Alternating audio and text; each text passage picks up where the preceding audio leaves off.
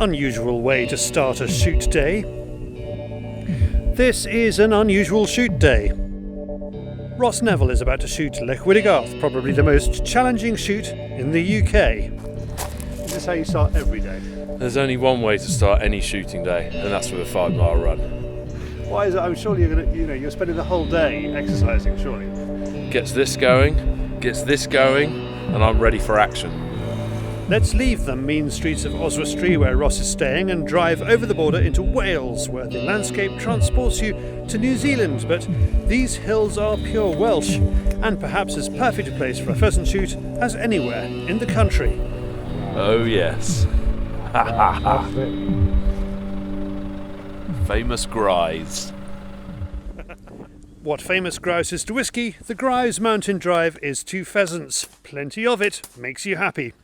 Before we get there are other drives that would be the envy of most shoots. We start in the trees, where Ross is joined by his loader, instructor, friend. I did suggest something marital about it last time we were out, but that's probably going too far. Hugo Hurd. Right, when a bird comes, Yeah. you take this gun. Okay. Because you will not remember the safety catch. Yeah, you're right.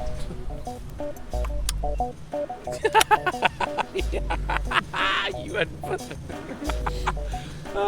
hadn't put the safety off for me. On this drive, Ross is back gun, using a pair of Marukus. They bloody come out well. Yeah, I started with a pair of Marukus, funny enough. The first pair of guns when I really started doing this properly was a pair of Marukus, and loved them. And so, using a pair of Marukus today, the MK60 32-inch grade 5, that was what I had, and just a great gun. I mean, they do the job. They work very well. Starter gun? Would you say? I mean, if you're starting out in double gunning, can you think of a better gun? I can't, because for the money, you're never gonna get another pair of guns for anywhere near that price. The pair of guns retails at around £6,000, quite a long way short of the £20,000 plus that most of the guns on this shoot cost. Back gun means that Ross and Hugo are out of the action for most of this drive. You've got to have large amounts coming through for us to get a bird that's... When they come, they are high. Yeah, look at that. Oh, come on! Come on. Let's just run through that bird again. It did crumple up, didn't it? Probably saw 6 or 8 feet of lead, and down it came. It's not just the jogging and the boundless enthusiasm. Ross and Hugo go to great lengths to get the best out of their shoot days. Hugo has been working on which cartridges to bring today. With the right kit, we can take these birds down at big ranges, 50, 60, 70, some of them up to 80 yards. The kit we're using, 32-inch barrels. Okay, the length of barrel isn't going to make a difference, it's just the way the gun moves. But we're choked up 3/4, 7/8, and we're using today we're using a fob, 36 gram, 5 and a 4 size shot, which is our favourite cartridge for pheasant. We're 2 days into the pheasant season, and we're getting good kills. We're not actually getting very consistent kills today, and that isn't because of Ross's performance, it's because we've got damp cartridge. Had a big cartridge delivery last week. I would normally get cartridges on radiators at home, much to the wife's disapproval, to put some heat through the boxes. Didn't have time. Shouldn't have to do this, but we have got a damp batch of cartridge here. That is showing unburnt powder. Residue left in the barrel. We are using plastic wads. We're allowed to use plastic wads here. It should leave a clean barrel, and it isn't. So it's farewell to the fobs. Hugo is going to go off and work on finding different cartridges for next time.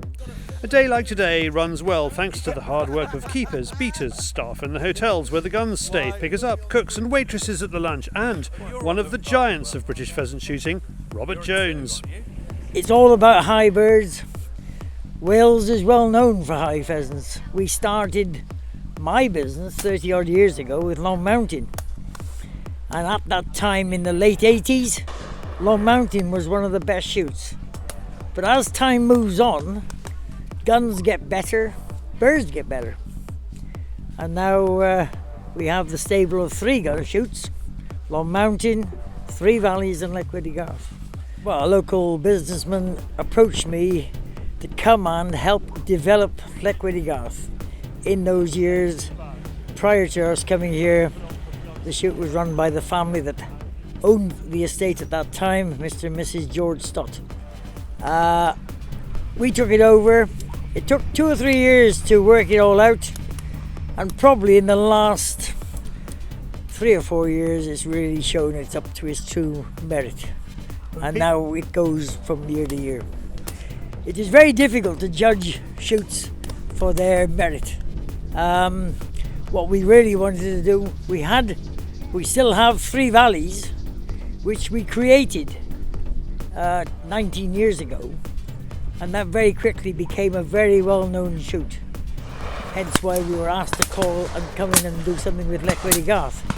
So for Llechweddygarth to get to basically the top of the tree, or one of the best shoots in the UK, in a short time was fabulous from our point of view. Robert is a genial host with a keen eye for what's going right and what's wrong on the shoot.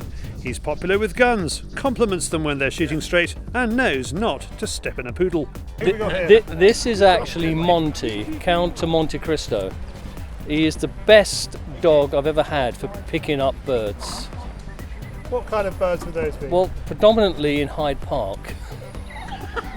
Robert's right-hand man is Martin Lott. He is new on Robert's shoots, learning to cope with the demands of the job, and of course growing one leg longer than the other so he can walk around these steep hills. We get teams from all over the world shooting here. Ross come over from America, and that's what attracts them. These are very, very tricky birds, and you wouldn't come and pay the money to miss, as it were.